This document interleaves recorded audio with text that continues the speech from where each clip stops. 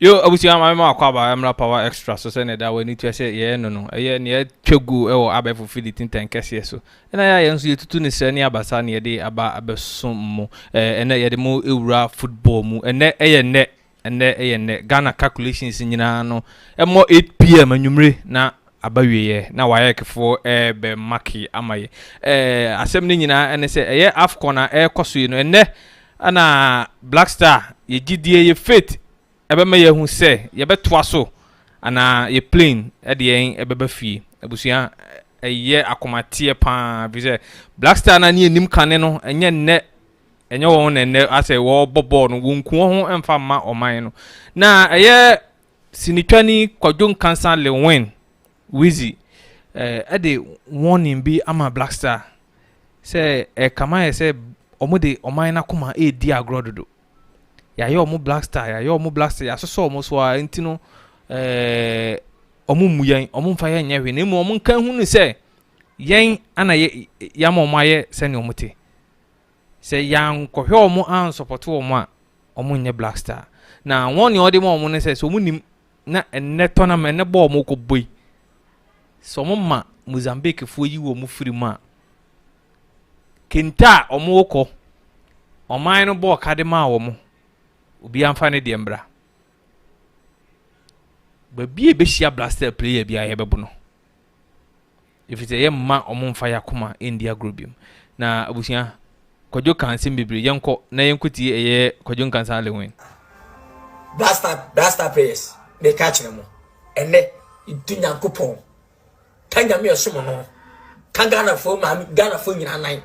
esen ne bo dunya kupon sama fa ni je no do anka mum na man na adwuma ko na man tuma me ne bo ne na dunya kupon kenta ye ha ma mu nyina mu twa pictures nyina no ya ba giri nyina mbasa dey to all pictures and the Instagram ba bia mo dey to nyina afi ya ba sa kese mo ya ba sa hye bia ya ba sa bu no dunya kupon se ne man fa bu amama mo ho na man ka mum am puchi am unity am pass win no man chama o man shese goals na and be kenya kupon na say all the kenta ha ma mu nyina mu twa pictures agidi no ya ba chipi ya ba kenta nyina after the all the pictures after ya ba sa bu cause isika e tan sika e mamu abokagu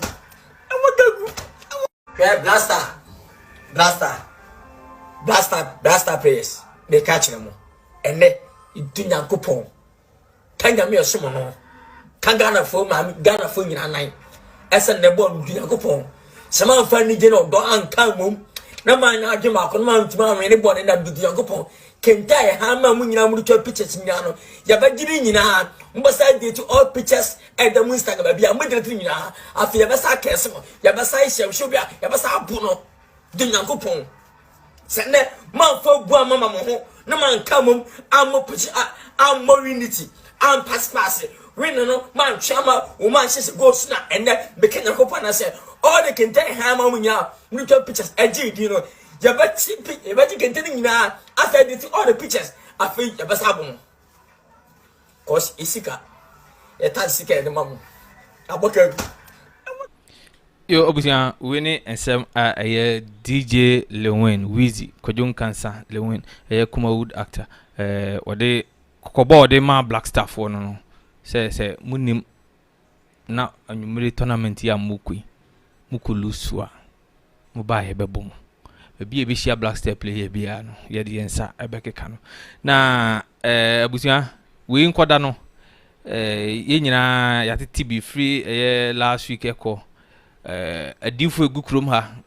ebe share football honkom me from football prophets be share nkom trofo especially fire uja me kra de wa blocking go Facebook kra but eno fire ho no kra no ana ye be mu hu so fu be share nkom say ye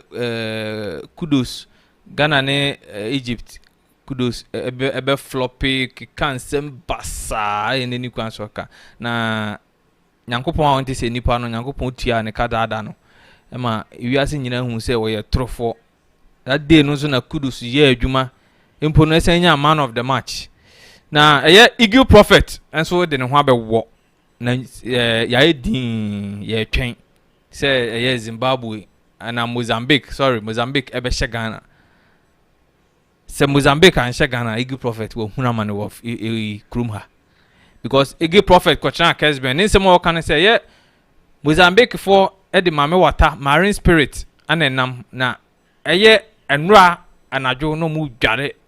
water insu na no mu sesa dware na ba mo ba no mu e be defeat Ghana ohu ni se Mozambique she first go a eno ano no Ghana for ntu ya adwum Ghana entumi enkonanim e wo tournament nim na obusia yenkotie eagle prophet ninsem no na ye ba omompaye se Ghana ebelusu if se Ghana lusu a ye ne no e wo bi kan wo krum ha pa Ghana ni Mozambique me match ni sisi yanko papa fama ye live on Cur3e TV yes o ko de na sorry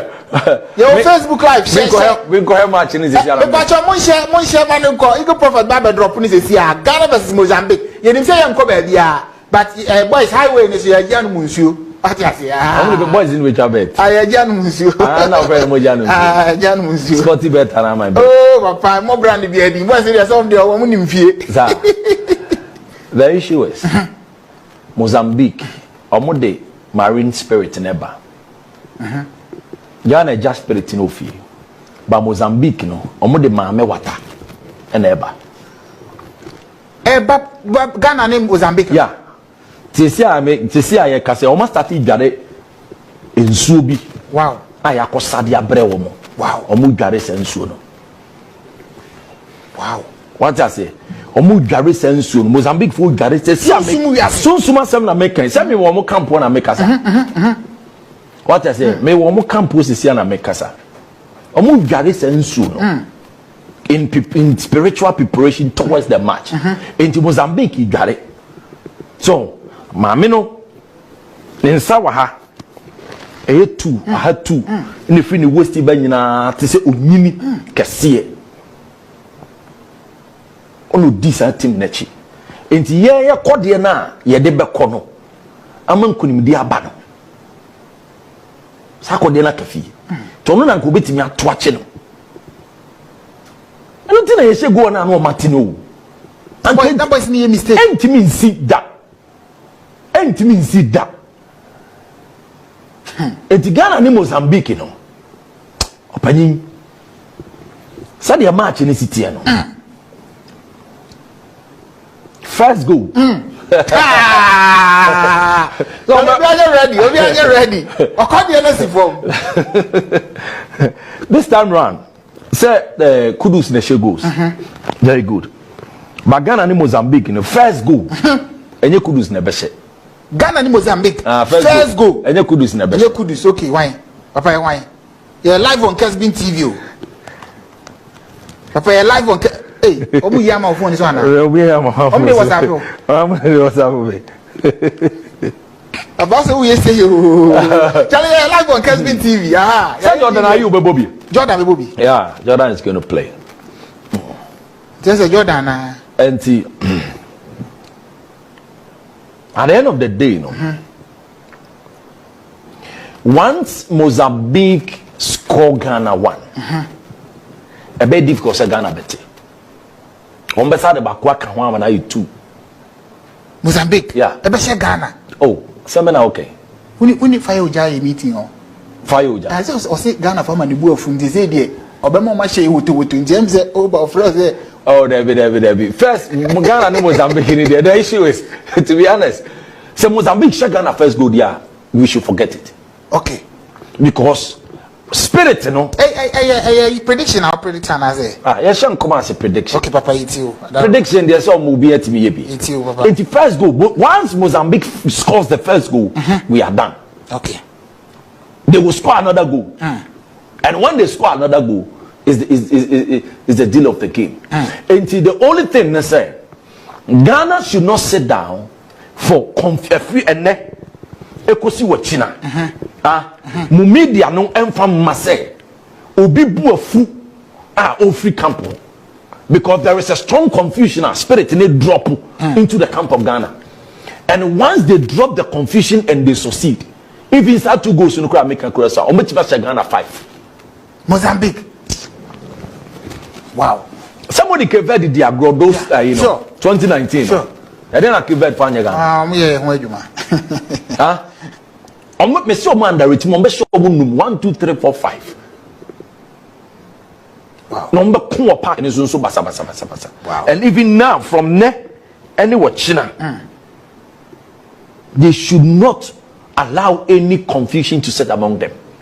So confusion set among them, it's going to be bad. Yo, abusia, chamia unim asamuka, ati nana masuma. We need some ye Eagle Prophet, a kind of Kesben TV. Na abusia, agroniform. Enumerate 8 p.m. Black Star, yehweni, omudi yehebekwa akudu. So near Eagle Prophet kind we were only tearing some more person say I heard born several times and when he say a Black Star I lose so much, you know. We say a power extra. You best subscribe to channel, no.